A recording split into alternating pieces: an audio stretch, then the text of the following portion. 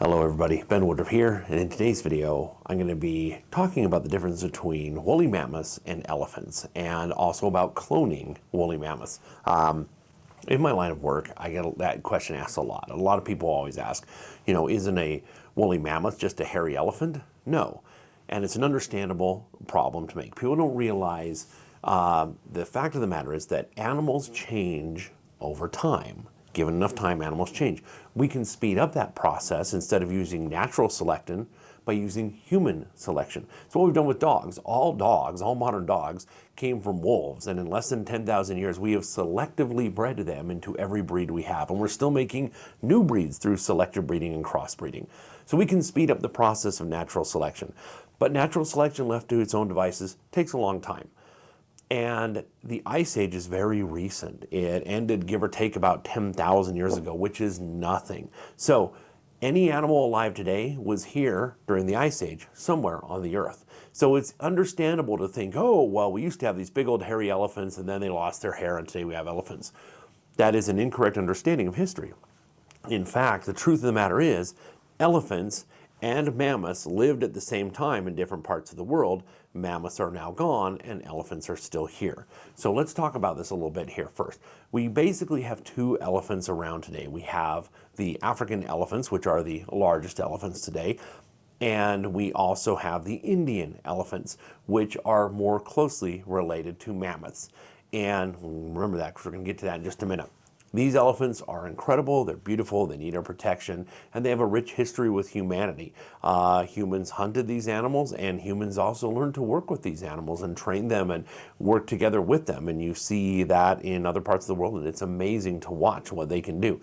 Elephants are so intelligent. There's elephants that have even been taught how to paint. And they'll give them a paintbrush and they'll paint a painting of an elephant walking along carrying a flower. It's really impressive to see. And people try to dismiss that and say, well, they just learned how to do it. It's like, they know what they're doing. They learn depth, they learn perception, and even if you're learning by seeing somebody else doing it, they understand the idea of figurative depiction, which really goes far when we talk about animal intelligence and what those implications are. So these are the modern elephants we have. Now there's other subspecies too. For example, there's a Congo version of the African elephant that's a little different. It's a little smaller and redder, and it's different in its build. So there could be different subspecies. But basically today we have the African elephant and we have the Indian elephant. Now anciently, all over the world, we had many additional animals. We use the word mammoth loosely. We say, oh, mammoth. Well, there's different kinds of mammoths. So in America, for example, we had Columbian mammoths, which were enormous. We had woolly mammoths, we had steppe mammoths, we had mastodons, we had gomphotheres. We had a wide range of these things. Now, the big difference between a mammoth and a mastodon, which are the two that most people are aware of here in the United States, mammoths were bigger and mammoths were grazers. So this is a large animal that lives in open country and eats grass. And if you look at the tooth of a woolly mammoth, you can see it is built for grazing and breaking up grasses. Meanwhile, mastodons were a little more short in the back and they had very different teeth. These were browsers who lived in the forest and were eating branches and leaves and pine needles, the same kind of food that a moose would eat. So a mammoth ate the same food that an elk would eat, and a mastodon ate the same kind of food that a moose would eat. It's an important distinction. So again, there were a wide range of members of the elephant family all over the world, including the two modern elephants. All the other ones have either been killed off or gone extinct. We only have these two left. However, mammoths went extinct so recently that work is being done to bring them back from extinction. The company Colossal Bioscience is working to bring them back. Now, the way to do this, they are sequencing the complete genome of a mammoth.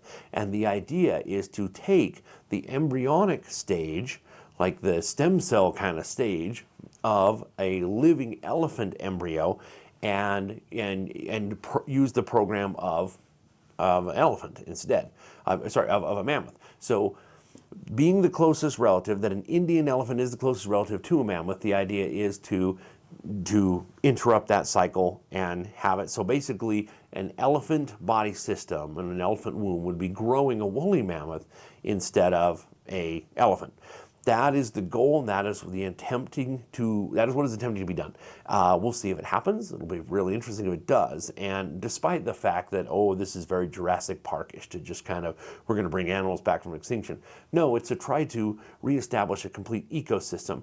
Elephants do specific things, the way they paw the ground, and certain trees that they knock down, and they have impacts, and the droppings that they produce, the areas where they lived are not very nutrient dense, and by pooping, that poop gets recycled into the soil and makes more fertile soil. So there's a lot that they used to do that is not being done now. So there are definite ecological benefits to bringing mammoths back from extinction.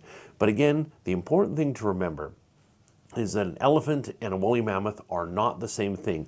One did not turn into the other. These are cousins that lived at the same time, and this branch is gone, this branch of the tree is still around. So, hope you enjoyed learning a little bit more, and hope you remember that difference. And always remember that life is a gift. So never stop learning and never stop exploring. We'll see you next time.